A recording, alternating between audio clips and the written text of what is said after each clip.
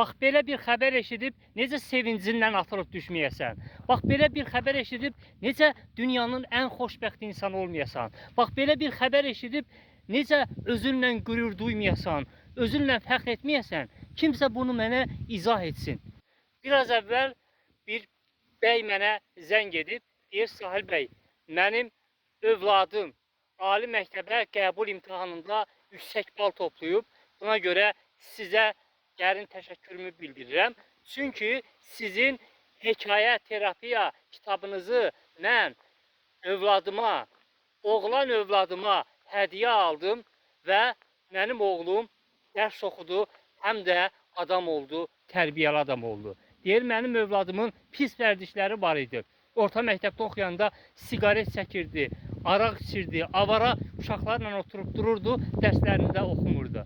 Amma sizin kitabınızı övladıma hədiyyə edəndən sonra həm övladım dərslərini oxudu, həm də ki, tərbiyəli, gözəl bir övlad oldu. Övladımla fəxr edirəm, deyir. Buna görə deyir, Sahil bəy, sizə təşəkkür edirəm.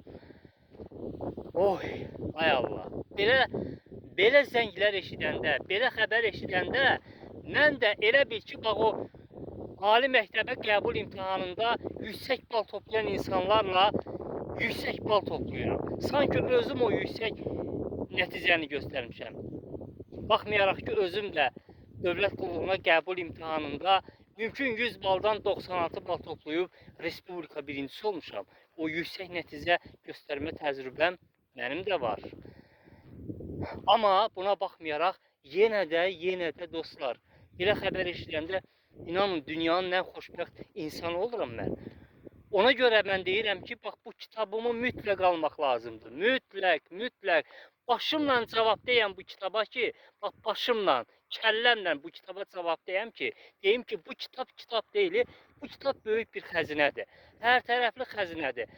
Həm sizi elmə təhsilə həvəsləndirəcək, həm hər tərəfli motivasiya edəcək, tərbiyə edəcək uşaqları. Hər tərəfli, möhtəşəm bir kitabdır.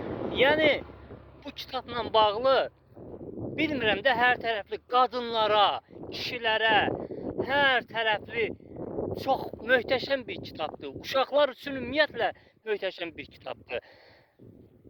Yəni, nə deyim, yəni elə insanlar olubdur. Hətta bu günləri mənə çox zəng gəldi. Məsələn, bir qadın mənə zəng eləyibdi. Sahil bəy, mənim çox şəxsi problemlərim var idi. Depressiyadaydım. Sizin o kitabınızı oxudum.